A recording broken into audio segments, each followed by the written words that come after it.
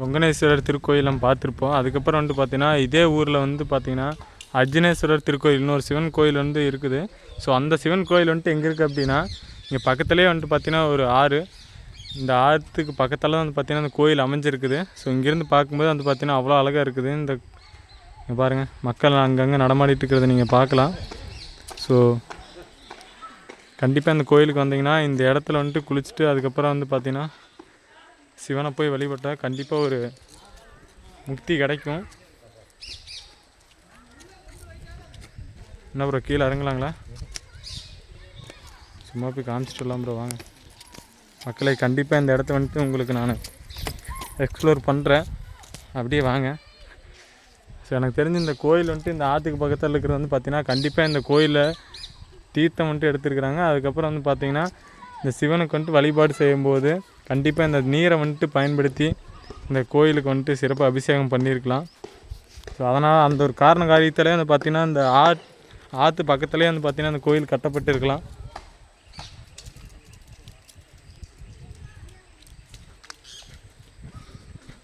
கீழே வந்துட்டு பார்த்திங்கன்னா ஒரு கோயில் இருக்குது. இங்கேயுமே இது வந்து பார்த்திங்கன்னா இஷ்ட தெய்வங்கள் வந்து அப்படிங்கிற மாதிரி இருக்குது. கிட்டத்தட்ட ஒரு 7 தெய்வங்களாட்ட சிலைகள் வந்துட்டு உள்ளே இருக்குது. ஸோ அப்படியே வந்துட்டு பொறுமையாக நம்ம கீழே இறங்க ஆரம்பிச்சிடலாம்.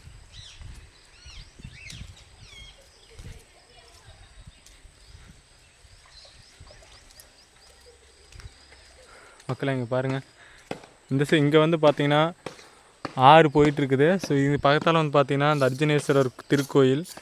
ஸோ அந்த இடமே வந்து பார்த்திங்கன்னா அவ்வளோ அழகாக இருக்குது. கண்டிப்பாக இந்த இடத்துக்கு நீங்கள் வரலாம். ஸோ சிவனும் பார்த்த மாதிரி ஆயிடுச்சு. நம்ம வந்து பார்த்திங்கன்னா இந்த ஆற்றுல வந்துட்டு நீராடிட்டு புனித நீராடி அதுக்கப்புறம் வந்துட்டு பார்த்திங்கன்னா சிவனை பார்க்க போகலாம். ஸோ கண்டிப்பாக இந்த இடத்துக்கு வந்துட்டு மறக்காம வாங்க. ஸோ இந்த இடம் வந்துட்டு எங்கே இருக்குதுன்னா திருப்பூர் மாவட்டம், ஸோ குருவன் வலசு அப்படிங்கிற ஊரில் தான் வந்து பார்த்திங்கன்னா இந்த கோயில், அர்ஜுனேஸ்வரர் கோயில், அதுக்கப்புறம் வந்து பார்த்திங்கன்னா கொங்கணேஸ்வரர் திருக்கோயில், ரெண்டுமே வந்து பார்த்திங்கன்னா சிவன் ஆலயங்கள் தான்.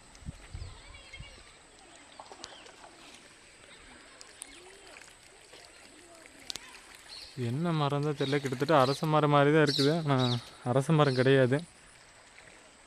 இன்னும் சூரியன் மறையும் போது வந்து பார்த்திங்கன்னா இன்னும் அவ்வளோ அழகாக இருக்குது கண்டிப்பாக.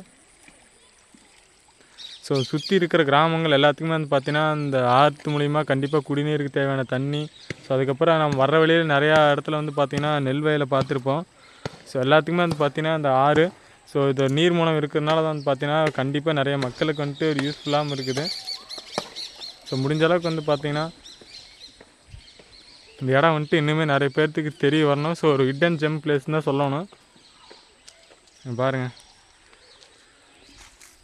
ஸோ மக்களே, இப்போ வந்துட்டு இந்த ஆற்று சுற்றி இருக்கிற பகுதியை நம்ம பார்த்துருப்போம். ஸோ அதுக்கப்புறம் வந்துட்டு பார்த்திங்கன்னா இப்போ மேலே இங்கே அர்ஜுனேஸ்வரர் திருக்கோயில் மேலே இருக்குது. ஸோ கண்டிப்பாக வந்துட்டு அந்த கோயிலுக்குள்ளே போய் எக்ஸ்ப்ளோர் பண்ணுவேன். ஸோ ஃபுல் வீடியோ பாருங்கள்.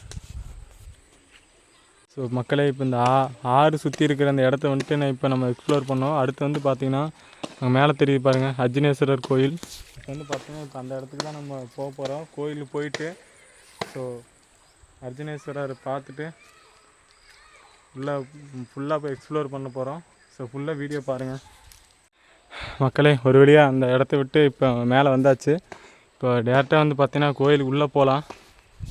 ஸோ எங்கூட சேர்ந்து நீங்களே அப்படியே வாங்க, ஐயாவை பார்க்கலாம்.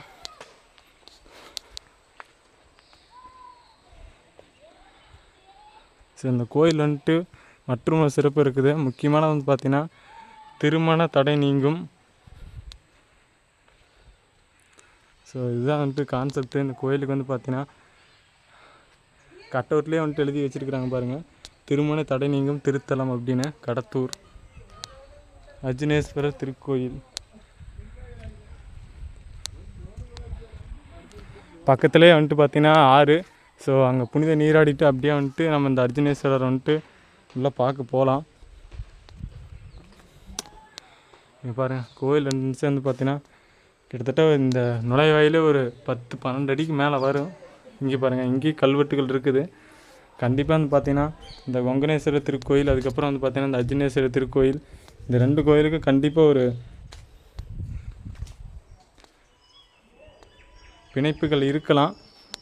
ஸோ அது கல்வெட்டுகள் நம்ம ஆராய்ச்சி பண்ணால் மட்டும்தான் நமக்கு தெரிய வரும்.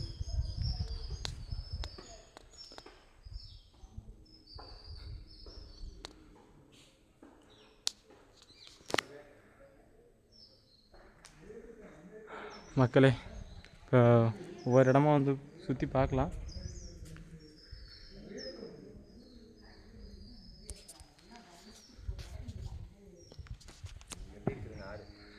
ஆறு அருமையாக இருக்குது ப்ரோ. அங்கே புனித நீராடிட்டு அப்படியே வந்துட்டு அர்ஜுனேஸ்வரர் வந்துட்டு பார்க்கலாம். புனித நீராடிட்டு வந்த அர்ஜுனேஸ்வரர் முன்னாடினா கண்டிப்பாக ஒரு முக்தி கிடைக்கும். எல்லா கோயிலும் பார்த்தீங்கன்னா காலபைரவர் அவங்கள தான் நம்ம அதிகமாக பார்ப்போம். ஆமாம் ப்ரோ. பார்த்தீங்கன்னா அதிகமாக பூனைக்குட்டி தாங்க இருக்குது. சரி சரி மக்களே, இது இன்னொரு மற்றும் ஒரு ரகசியம் என்னென்னா, இங்கே பாருங்கள் எல்லா கோயில்லையும் வந்துட்டு பார்த்தீங்கன்னா காலபைரவர் அதாவது இருப்பாங்க. நான் வந்து பால் வாங்கிட்டு வந்து விட்டுருவேன். சரிங்க. வரவங்க வந்து 1 லிட்டரோ 2 லிட்டரோ பால் வாங்கி ஊற்ற வைக்கணும். கண்டிப்பாக நான் வாயிலா ஜீவங்களுக்கு சம்மந்தப்பட்டவங்க யார் வந்தாலும் பால் ஊற்றுவாங்க. கண்டிப்பாங்கண்ணா. இங்கே பால் விற்க மாட்டாங்க. வெளியூர்லேருந்தே கொண்டு வந்து ஊற்ற சொல்லி. கண்டிப்பாண்ணா. நம்ம ஃபஸ்ட்டுனா நம்ம சாப்பாடு கேட்குறோம், வாயில் ஜீவன் வந்துட்டு பார்த்தீங்கன்னா அது என்ன கேட்கும். ஸோ அண்ணா வந்துட்டு என்ன சொல்கிறாருங்கன்னா, வர்ற மக்கள் வந்துட்டு தயவு செஞ்சு பாலை வாங்கிட்டு வாங்க. இங்கே வந்து பார்த்திங்கன்னா சின்ன சின்ன பூனைக்குட்டி, அதுக்கப்புறம் காலபைரவர் எல்லாமே இருக்குது. ஸோ அவங்களுக்கு வந்துட்டு நீங்கள் பால் கொடுத்தீங்கன்னா இங்கே இருக்கிறதுக்கு வந்து பார்த்திங்கன்னா அது கொஞ்சம் ஹெல்ப்ஃபுல்லாக இருக்கும். பாருங்கள் ஜாலியாக சுற்றிட்டு தெரியுது. ஒவ்வொரு பூனையும் ஒவ்வொரு தினசாக இருக்குது. அப்புறம்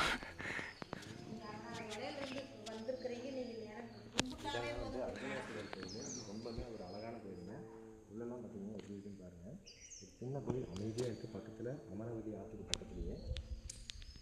அப்புறம் கோயிலை சுற்றிட்டு வந்துடலாங்களா? வாங்க. திருக்கோயில் சிசிடிவி கேமரா பொருத்தப்பட்டுள்ளது.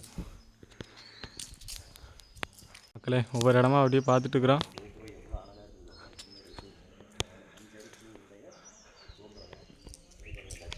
ப்ரோ வில்வ மரம் ப்ரோ. வில்வ மரம் ப்ரோ. மக்களே பா, இவ்வளோ பெரிய வில்வ மரத்தை வந்துட்டு நான் வாழ்க்கையில் இப்போ தான் பார்க்குறேன். அது ஒரு சிவன் கோயிலில் வந்துட்டு பார்த்தீங்கன்னா இப்போ தான் பார்க்குறேன். ஸோ அவ்வளோ அழகாக இருக்குது. அதுக்கப்புறம் வந்து பார்த்திங்கன்னா இந்த கோபுரம் வந்துட்டு பார்த்திங்கன்னா அவ்வளோ ஒரு அழகாக வந்துட்டு சிற்பமாக வடிவமைச்சிருக்கிறாங்க. ஸோ இது வந்துட்டு இப்போ கட்டின கோயில் இல்லைங்க. நம்ம பார்த்த அந்த கொங்கணேஸ்வரர் திருக்கோயிலோட சேர்ந்த காலத்தில் தான் இந்த கோயிலும் கட்டப்பட்டிருக்கும். ஸோ அது எப்படி அப்படி சொல்கிறேன்னா, இங்கே பாருங்கள், இந்த கற்கள் வந்துட்டு பயன்படுத்துகிற கற்களை வச்சு உங்களுக்கு தெரியும். ஸோ அந்த கற்களை பாருங்கள். ஸோ அது வந்துட்டு ரொம்ப ஒரு பழங்காலத்துக்கு முன்னாடி கட்டப்பட்டிருந்தால் மட்டும்தான் அந்த ஒரு கருப்பு, அதுக்கப்புறம் வந்து பார்த்திங்கன்னா அந்த வடிவமைப்பு வந்து பார்த்திங்கன்னா கண்டிப்பாக அப்படி இருக்கணும். ஸோ கண்டிப்பாக வந்துட்டு இந்த இடத்துக்கு வந்துட்டு நீங்கள் வரலாம். இங்கே வந்துட்டு பார்த்திங்கன்னா தட்சிணாமூர்த்தி ஒரு கோயில் இருக்குது. ஸோ இங்கேயும் போய் கண்டிப்பாக உள்ளே போய் பார்க்கலாம். அப்பனே. ஸோ அதுக்கப்புறம் வந்து பார்த்திங்கன்னா வலம்புரி விநாயகர் கோயிலை சுற்றி நிறைய திருத்தலங்கள் இருக்குது. கண்டிப்பாக நீங்கள் வழிபடலாம். அதுக்கப்புறம் வந்துட்டு நம்ம ஐயா அர்ஜுனேஸ்வரரை பார்க்கலாம். கோயில் ஃபுல்லாமே வந்து பார்த்திங்கன்னா ஒரு அமைதியான சூழல், இயற்கையாக வந்து பார்த்திங்கன்னா அந்த ஆறை ஒட்டி இருக்கிறதுனால வந்து பார்த்திங்கன்னா இன்னும் ஸ்பெஷலாக இருக்குது. இங்கே வந்து பார்த்திங்கன்னா மகாவிஷ்ணு, இவரே நம்ம வழிபாடு செஞ்சுட்டு ப்ரோ கல்வெட்டு இதில் இருக்குது பார்த்தீங்களா ப்ரோ? ஸோ மக்களே, கொங்கணேஸ்வரர் கோயில் வந்துட்டு நம்ம கல்வெட்டு பார்த்துருப்போம். அந்த காலத்து அதாவது கொங்கணேஸ்வரர் திருக்கோயிலுக்குமே இந்த கோயிலுக்கு கண்டிப்பாக வந்துட்டு ஒரு நெருங்கின தொடர்பு இருக்கணும். ஸோ அதே கல் அங்கே பாருங்கள், எழுத்துக்கள் வந்துட்டு பார்த்திங்கன்னா புரிகிற மாதிரி இருக்குது. கொங்கணேஸ்வரர் திருக்கோயில் அதே தான் நம்ம பார்த்தோம். எழுத்துக்கள் வந்துட்டு புரியும்படியாக இருக்குது. கண்டிப்பாக ஒரு 700-800 வருடங்களுக்கு முன்னாடி இருந்த கோயிலாக தான் இருக்கணும் மக்களே. அதுக்கப்புறம் வந்துட்டு சுப்பிரமணியர், முருகன் நினைக்கிறேன் எனக்கு. முருகன் தான். ஸோ இங்கே பக்கத்துலேயே ஒரு முருகன் கோயில். ஸோ இதே வந்துட்டு நீங்கள் வழிபாடு செஞ்சுட்டு அதுக்கப்புறம் இந்த கோபுர அழகு இங்கே பாருங்கள், மரம்லாம் உள்ளே சூப்பராக வச்சுருக்குறாங்க. அந்த கோயில் வந்துட்டு பார்த்தீங்கன்னா இன்னொரு விஷயம் என்னென்னா, நல்லா சுத்தமாக வச்சு கரெக்டாக மெயின்டைன் பண்ணி மக்கள் வந்துட்டு போனால் ஒரு மன அமைதி எல்லாமே வந்து பார்த்திங்கன்னா உள்ளே வந்ததுக்கப்புறமே அந்த ஒரு வைபே வந்துட்டு பார்த்திங்கன்னா வேறு மாதிரி இருந்துச்சு ப்ரோ. இந்த எழுத்து புரியுது ப்ரோ, விநாயகர் அப்படின்னு சொல்லி எழுதியிருக்குங்க பாருங்கள். உங்களுக்கும் புரியும்னு நினைக்கிறேன் மக்களே. இப்போ நம்ம தற்போது இருக்கிற தமிழ் எழுத்துக்கள் வச்சு தான் வந்து பார்த்திங்கன்னா அந்த கல்வெட்டுகள் வந்துட்டு வடிவமைச்சிருக்கிறாங்க, செதுக்கியிருக்கிறாங்க. இங்கே பாருங்கள், ஒவ்வொரு இடத்துலையும் வந்து பார்த்திங்கன்னா அந்த கல்வெட்டு இருக்கிறத நீங்கள் பார்க்கலாம். ஸோ அந்த கல்வெட்டுகள் உணர்த்துகிற செய்திகள் என்னென்னா, கண்டிப்பாக இன்னும் அகழ்வாராய்ச்சி நடத்தினா மட்டும்தான் வந்து பார்த்திங்கன்னா அது முழுசாக நமக்கு தெரிய வரும். இங்கே சிற்ப வேலைப்பாடுகள் வந்து பார்த்திங்கன்னா அவ்வளோ அழகாக இருக்குது. அங்கே பாருங்கள், மேலே போட்டுருக்க டிசைன் பாருங்கள். இது எல்லாமே வந்து பார்த்திங்கன்னா அந்த காலத்தில் எந்த ஒரு தகவல், அதாவது வந்துட்டு எந்த ஒரு தொழில்நுட்பம் இல்லாத ஒரு காலத்தில் இயந்திரத்தின் மூலிமா வெறும் உளியை மட்டுமே வச்சு அந்த அந்த டிசைனை வந்துட்டு நான் போட்டிருக்குறாங்க. இப்போல்லாம் வந்து பார்த்திங்கன்னா மிஷின் நிறைய இருக்குது. ஆனால் அப்போ வந்து பார்த்திங்கன்னா உளியை மட்டுமே வச்சு கோயிலை வடிவமைச்சிருக்கிறாங்க. பல சிற்பங்கள் செதுக்கியிருக்கிறாங்க. இங்கே மேலே ஒவ்வொரு சிற்பமாக தெரியுது. அங்கே பாருங்கள், சம்திங் வந்துட்டு ஏதோ இருக்குது. ஆனால் என்னன்னு நம்மளால் முழுசாக வந்துட்டு இதுதான் அப்படின்னு சொல்லி சொல்ல முடியல. கண்டிப்பாக வந்துட்டு அகழ்வாராய்ச்சி நடத்தினா இனிமேல் வந்துட்டு பல தகவல் வந்துட்டு வெளியே வரும்.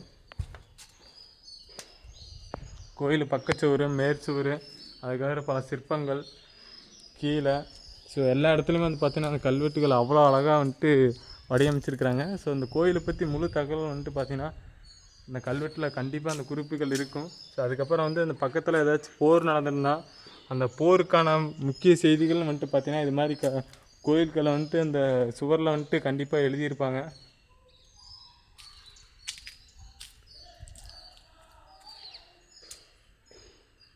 இந்த எழுத்து வந்து தெரியுது உங்களுக்கு, நான் சா சி மாதிரி தெரியுது, இது மா மாதிரி தெரியுது, நரசிம்ம அப்படியா நினைக்கிறேன், நரசிம்ம. அதுக்கப்புறம் இதுக்கப்புறம் ஒன்றும் புரியல. ஸோ இன்னும் வந்துட்டு ஒரு அகழ்வாராய்ச்சி நடத்தினா கண்டிப்பாக இந்த எழுத்துக்கள் முறையை வச்சு நம்ம கண்டுபிடிக்கலாம்.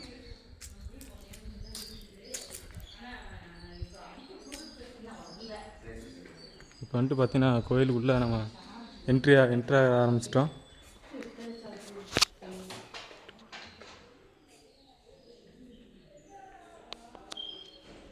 ஏங்க அந்த கோயிலை பற்றி ஹிஸ்ட்ரி ஏதாவது சரிங்களா? இருக்கு தம்பி. ஆ, ஒரே ஒரு புக்கு தான் வச்சுருக்கோம் மாடலுக்கு. ஏன்னா அது வேணால் ஃபோட்டோ எடுத்துக்கோங்க. அக்கா கோயில் பூசை எப்போங்கக்கா நடக்கும்? கோயில் பூசை எப்போங்கக்கா நடக்கும்? காலையில் 7 மணிக்கு சாமி. சரிங்கக்கா. 6:30 நட தந்தனே. 7 மணிக்கு அம்பாளுக்கு, 6:45 அம்பாளுக்கு, 7 மணிக்கு அர்ஜுன் சாருக்கு. இப்போ உள்ளே போகலாங்களா இல்லை சும்மா சாமி சிலையை எடுத்துறாரு? சாலி சாமி எல்லாம் எடுக்க மாட்டேன்.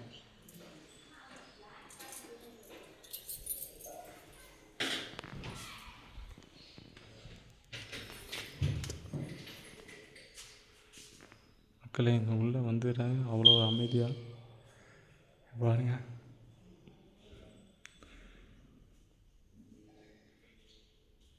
வெளியே வந்து பார்த்தீங்கன்னா பிள்ளையார் சிலை.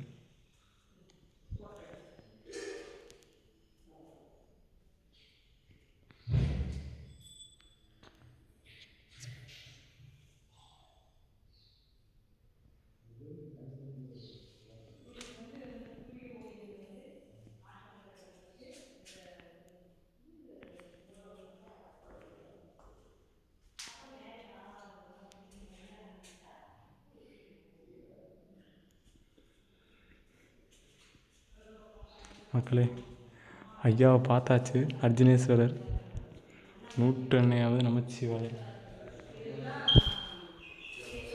அப்பனே திரும்ப இன்னொரு நாள் உங்களை வந்து பார்க்குறேன். பாருங்கள், இங்கே கோயிலுக்குள்ளேயே வந்து பார்த்தீங்கன்னா பல கல்வெட்டு இருக்கிறது நீங்கள் பார்க்கலாம். ஸோ ஏன் வந்து பழமையான கோயில் அப்படின்னு சொல்லி சொல்கிறேன்னா, கோயில் முழுவதும் வந்து பார்த்தீங்கன்னா கல்வெட்டுகளால் நிறைஞ்சிருக்குது.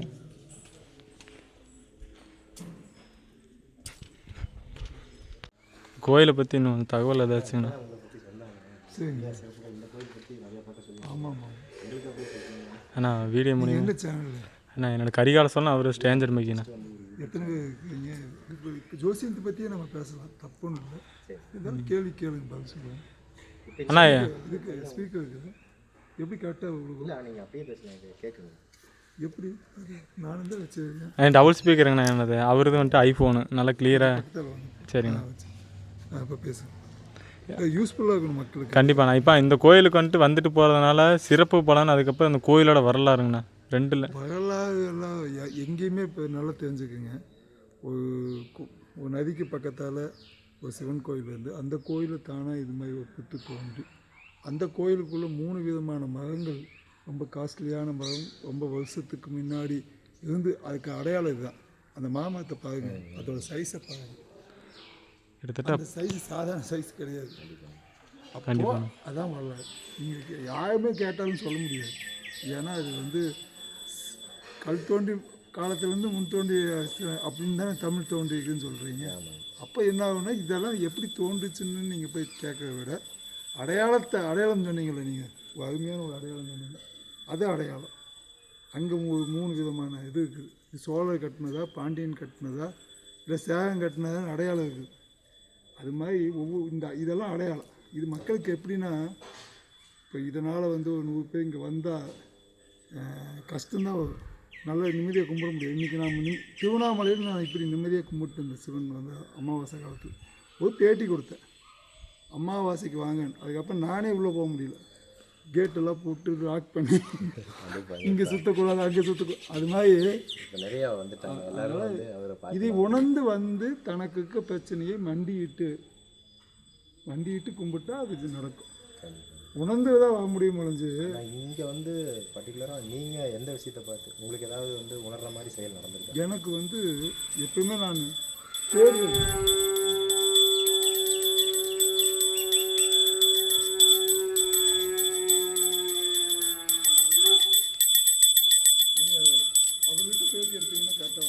மக்களே, அந்த அண்ணா வந்துட்டு சொல்கிற மாதிரி எங்கள் பாருங்கள், இந்த மாமரம், அதுக்கப்புறம் இந்த வில்வ மரம். இந்த வில்வ மரம் எவ்வளோ ஹைட் இருக்குது பாருங்கள்.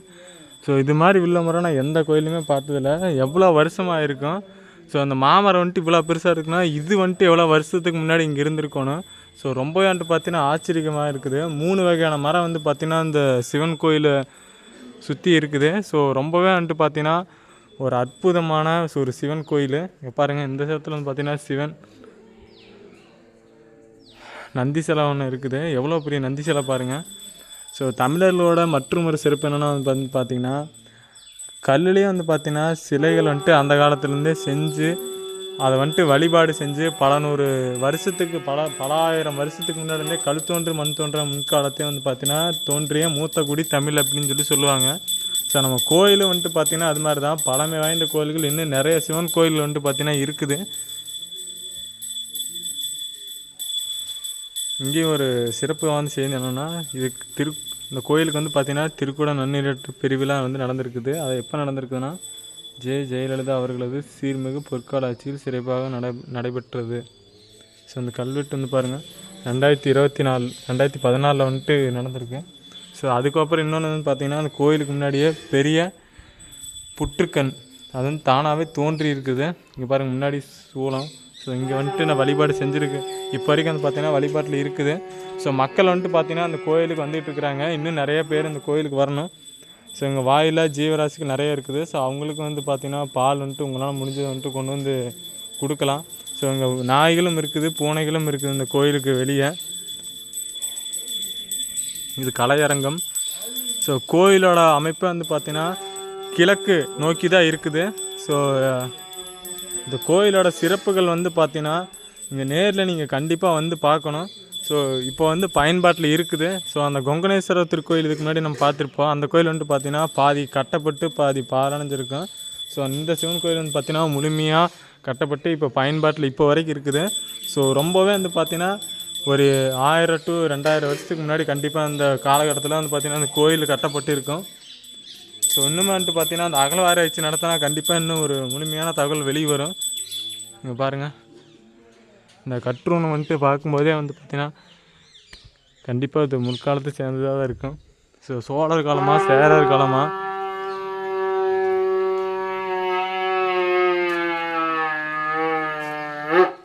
அண்ணா அவர் தியானத்தில் இருக்கிறாரு, அவர் டிஸ்டர்ப் பண்ண வேண்டாம்.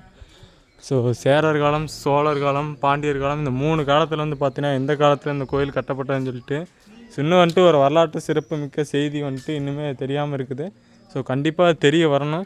ஸோ கண்டிப்பாக இந்த கோயில் வந்துட்டு பார்த்திங்கன்னா ஒரு அகழ்வாராய்ச்சி நடத்தலாம்.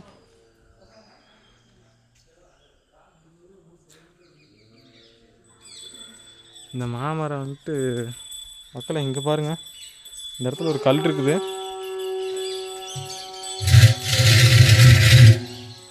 பாருங்கள், இந்த இடத்துல ஒரு தமிழ் எழுத்துக்களாக வந்துட்டு பார்த்தீங்கன்னா வடிவமைச்சிருக்கிறாங்க. இந்த கட்ரூனில் ஒரே ஒரு கல் தான், கட்ரூன் தான் இருக்குது. இந்த பக்கத்துலேயே வந்து பார்த்தீங்கன்னா எவ்வளோ பெரிய மாமரம். இங்கே பாருங்கள், எத்தனை வருஷத்துக்கு முன்னாடி இருந்தால் இது இவ்வளோ சைஸில் இருந்திருக்கணும். இப்போ வரைக்கும் வந்து பார்த்திங்கன்னா அந்த மரம் இருக்குது. ஸோ அதுக்கப்புறம் வந்து பார்த்திங்கன்னா அந்த இடத்துல வில்வ மரம் இருக்குது. இங்கே பக்கத்தில் தென்னை மரம். இது அமைதியான சூழல்ன்ட்டு பார்த்தீங்கன்னா இந்த இறைவனை பார்த்துட்டு நீங்கள் வழிபாடு செஞ்சுட்டு, இது இன்னொரு சிறப்பு என்னென்னு வந்து பார்த்தீங்கன்னா இந்த கோயிலுக்கு பக்கத்துலேயே வந்து பார்த்திங்கன்னா ஒரு ஆறு ஒன்று பக்கத்தில் போயிட்டுருக்குது. ஸோ அங்கே நீங்கள் புனித நீராடிட்டு அர்ஜுனேஸ்வரர் வந்துட்டு நீங்கள் பார்த்துட்டு வழிபாடு செஞ்சுட்டு உங்களுக்கு உங்களோட நேர்த்திக்கடனை, உங்களோட கோரிக்கை எல்லாமே வந்து பார்த்திங்கன்னா இங்கே வைக்கலாம். கண்டிப்பாக அவர் கண்டிப்பாக நிறைய பேத்துவார். இங்கே பாருங்கள், விளக்கு ஏற்றுறதுனால நன்மைகள் வந்துட்டு லிஸ்ட்டாகவே எழுதி போட்டுக்கிறாங்க ஒரு கட் அவுட் வச்சு. 1008 விளக்கு வரைக்கும் வந்து பார்த்திங்கன்னா ஒவ்வொரு விளக்குக்கு வந்து பார்த்திங்கன்னா ஒவ்வொரு புண்ணியம் கிடைக்கும். ஸோ அதுதான் வந்து பார்த்திங்கன்னா அந்த கட் அவுட்டில் வச்சுருக்குறாங்க. ஃபஸ்ட்டு 2லேருந்து ஆரம்பிக்குது. குடும்ப மேன்மை, லட்சுமி நருள்கிட்டம், 3, 4, 5, 6, 7, 8, 10, 11, 12, 13, 14, 15, 16, 17, 27, 48, 108, 508, 1008 வரைக்கும் இருக்குது. 1008 வந்து பார்த்திங்கன்னா சகல சௌபாக்கியம் கிடைக்கும் அப்படின்னு சொல்லி போட்டிருக்காங்க. ஸோ அதுக்கப்புறம் மெயின் இன்னொரு ரீசன் வந்து பார்த்திங்கன்னா இந்த அர்ஜுனேஸ்வரர் திருக்கோயிலுக்கு வந்தால் கண்டிப்பாக வந்துட்டு திருமணம் ஆகாதவங்க, ரொம்ப நாள் திருமணம் ஆகாதவங்க நிறைய பேர் இருக்காங்க. ஸோ கண்டிப்பாக வந்துட்டு இந்த கோயிலுக்கு வரும்போது உங்களுக்கு அந்த திருமணம் சம்மந்தப்பட்ட எந்த ஒரு பிரச்சனையாக இருந்தாலும் நீங்கள் உடனே வந்துட்டு திருமணம் நடைபெறும். அதுதான் வந்து பார்த்திங்கன்னா அந்த கோயிலோட மிகப்பெரிய சிறப்பு. முன்னாடி வந்துட்டு பார்த்திங்கன்னா அர்ஜுனேஸ்வரர் இப்போ எல்லாம் போய் நம்ம பார்த்துட்டு வந்திருப்போம். அதுக்கப்புறம் முன்னாடியே வந்து பார்த்திங்கன்னா நந்தி சிலை. ஸோ இந்த நந்தி சிலை வந்து பார்த்திங்கன்னா அவ்வளோ ஒரு அழகாக வந்துட்டு சிற்பங்களாக வடிவமைச்சு, ஸோ எல்லாமே வந்து பார்த்திங்கன்னா எந்த ஒரு தொழில்நுட்பம் இல்லாமல் காலத்தில் வந்து பார்த்திங்கன்னா வெறும் கற்களை வந்துட்டு உளிகளால் செதுக்கி மட்டுமே வந்து பார்த்திங்கன்னா ஒவ்வொரு சிலைகளும் ஒவ்வொரு கற்றோனையும் வந்துட்டு நம்ம தமிழர்கள் வந்துட்டு செதுக்கி இந்த உலகத்தில் கொடுத்துட்டு போயிருக்கிறாங்க. அவங்களுக்கு வந்து பார்த்திங்கன்னா எப்படி நன்றி கடன் சொன்னாலும் வந்துட்டு பார்த்திங்கன்னா அது ஈடாகாது. ஸோ பழங்கால சிற்பங்கள் முதற்கொண்டு பழங்கால கோயில்கள் எல்லாத்தையும் வந்து பார்த்திங்கன்னா நமக்காக ஒப்படைச்சிட்டு போயிருக்கிறாங்க. ஆனால் நம்ம தான் வந்துட்டு பார்த்திங்கன்னா பாதுகாக்கிற மறந்துட்டோம். இப்போ பாருங்கள், ஒவ்வொரு தூண்லேயும் வந்து பார்த்திங்கன்னா ஒரு சில கல்வெட்டுகள் இருக்கிறது பார்க்கலாம். கண்டிப்பாக வந்து இந்த கட்ரூனில் இருக்கிற கல்வெட்டு எல்லாமே வந்து பார்த்திங்கன்னா அடுத்து புத்தகத்துக்கு வரணும். அதுக்கப்புறம் அந்த புத்தகத்திலேருந்து நம்ம அடுத்த தலைமுறைக்கு வந்துட்டு பார்த்திங்கன்னா நம்ம தான் கொண்டு போய் சேர்க்கணும். ஸோ கண்டிப்பாக இந்த வீடியோ மூலிமா வந்து பார்த்திங்கன்னா நிறைய பேர்த்துக்கு வந்து போய் சேரணும். ஸோ அதுக்கப்புறம் வந்து பார்த்திங்கன்னா அந்த கட்ரூனில் இருக்கிற ஒவ்வொரு கல்வெட்டுகள் வந்து பார்த்திங்கன்னா பழங்காலத்து அதாவது பழங்காலத்தில் வாழ்ந்த மக்கள், அதுக்கப்புறம் இந்த ஊர் சுற்றி இருக்கிற பகுதியில் வந்துட்டு போர் நடந்து ஏதாச்சும் இருந்ததுன்னா ஸோ அந்த தகவல் வந்துட்டு கண்டிப்பாக அந்த கல்வெட்டில் இருக்கும். ஸோ அதுக்கப்புறம் இந்த கோயில் யாரால் கட்டப்பட்டது, ஸோ அந்த ஒரு தகவலும் முழுமையாக இருக்கும் கண்டிப்பாக. இங்கே பாருங்கள், ஆல்ரெடி வந்துட்டு இந்த இடத்துல பார்த்துட்டு போனோம். ஸோ இந்த இடத்துட்டு போகிறதுக்கு வந்து பார்த்திங்கன்னா மனசு இல்லை. ஸோ அவ்வளோ ஒரு அமைதியாக இங்கே பாருங்கள், பறவைகள் வந்துட்டு அதான் பக்கத்துலேயே வந்துட்டு ஆறு இருக்குது. இந்த பக்கத்துலேயே ஆற்றுக்கரை ஓரத்துலேயே வந்து பார்த்திங்கன்னா அர்ஜுனேஸ்வரர் கோயில் இருக்குது. இங்கே பாருங்கள்,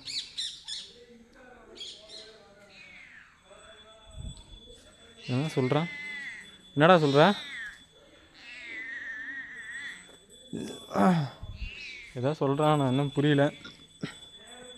மக்களே, கொங்கணேஸ்வரர் திருக்கோயிலில் வந்துட்டு இருக்கிற கல்வெட்டுகள் விட இந்த கோயிலே சிறப்பு வாய்ந்த நிறைய கல்வெட்டுகள் இருக்குது. இந்த கோயிலை பற்றி முழுமையான தகவல் வந்துட்டு இந்த கல்வெட்டில் இருக்குது. ஸோ அகழ்வாராய்ச்சி கண்டிப்பாக நடத்தி இன்னும் வந்துட்டு நிறையா தகவல் வந்துட்டு சேகரித்து அடுத்த தலைமுறைக்கு வந்துட்டு பார்த்திங்கன்னா எடுத்துகிட்டு போகணும். ஸோ அந்த வீடியோ மூலிமா கண்டிப்பாக நடக்கும்னு நினைக்கிறேன். ஸோ மக்களே, அடுத்து மற்றும் ஒரு நல்ல பதிவில் வந்துட்டு கண்டிப்பாக பார்க்குறேன். உங்களோட மிஸ்டர் கரிகால சோழன் 294. நன்றி, வணக்கம். நான் உங்கள் தீபக். லாஸ்ட்டாக வந்து பார்த்திங்கன்னா அந்த கோயிலை சுற்றி ஒரு முழு ஒரு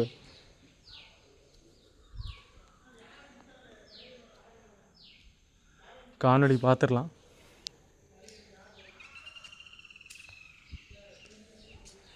வலம்புரி விநாயகர்,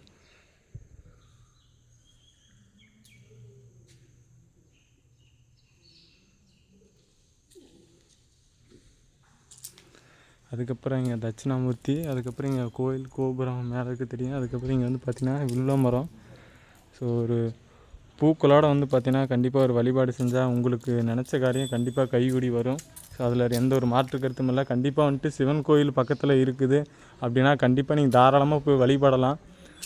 சிவன் கோயிலுக்கு போனாலே வந்து பார்த்திங்கன்னா கண்டிப்பாக அது நம்ம நினச்ச காரியம் எதுவாக இருந்தாலும் கண்டிப்பாக அவர் நிறைவேற்றி கொடுப்பாரு. இப்போ இவ்வளோ நாள் ஏன் அந்த கோயிலுக்கு வரேன்னு சொல்லிட்டு இப்போ ஃபீல் பண்ணுறேன். நிஜமால வந்து பார்த்திங்கன்னா அவ்வளோ அழகாக இருக்குது இந்த கோயில். இந்த கோயிலை விட்டு போகிறதுக்கு வந்து பார்த்திங்கன்னா மனசு இல்லை. ஏன் ப்ரோ அவர் போகலான்னு சொல்லி சொல்கிறாரு. கண்டிப்பாக வந்துட்டு இன்னொரு நாள் இந்த கோயிலுக்கு வரலாம். ஸோ மக்களே அடுத்த பதிவில் பார்க்கலாம். ஸோ உங்களோட மிஸ்டர் கரிகால சொல்லணும்னு ஸ்ட்ரேஞ்சர் மைக்கி. ஓம் நமச்சிவாயா. மக்களே கொங்கணேஸ்வரர் திருக்கோயில் வந்துட்டு நம்ம பார்த்துருப்போம். அடுத்ததான் வந்து பார்த்திங்கன்னா அதே பகுதியிலேருந்து ஒரு 2 கிலோமீட்டர் தொலைவில் வந்து பார்த்திங்கன்னா அந்த அர்ஜுனேஸ்வரர் திருக்கோயில் இருக்குது. ஸோ அதுக்கு பக்கத்துலேயே வந்து பார்த்திங்கன்னா அந்த ஆறு இருக்குது. ஸோ கீழே இறங்கி போயிட்டு அந்த ஆற்று பகுதியில் வந்துட்டு நம்ம எக்ஸ்ப்ளோர் பண்ணலாம். அதுக்கப்புறம் புனித நீராடிட்டு அப்படியே வந்துட்டு அந்த அர்ஜுனேஸ்வரர் திருக்கோயிலையும் வந்துட்டு நம்ம போய் பார்க்கலாம். ஸோ கொங்கணேஸ்வரர் அர்ஜுனேஸ்வரர் ரெண்டுமே வந்து பார்த்திங்கன்னா சிவன் கோயில் தான்.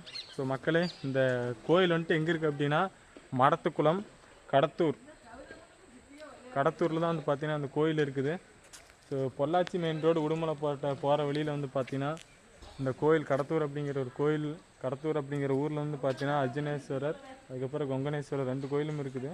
ஆனால் அந்த கொங்கணேஸ்வரர் கோயில் வந்து பார்த்திங்கன்னா பாதியில் கட்டப்பட்டு இன்னும் வந்து பார்த்திங்கன்னா பாதியில் சிதிலமடைஞ்சு இன்னும் கோயில் வழிபாட்டுக்கு வராமல் இருக்குது. ஸோ நம்ம இந்த அர்ஜுனேஸ்வரர் திருக்கோயில் வந்து பார்த்திங்கன்னா முழுமையாக கட்டப்பட்டு ஸோ இப்போ பயன்பாட்டில் இருக்குது. மக்கள் வந்துட்டு பார்த்திங்கன்னா கண்டிப்பாக வழிபாட்டுக்கு செஞ்சிடலாம்.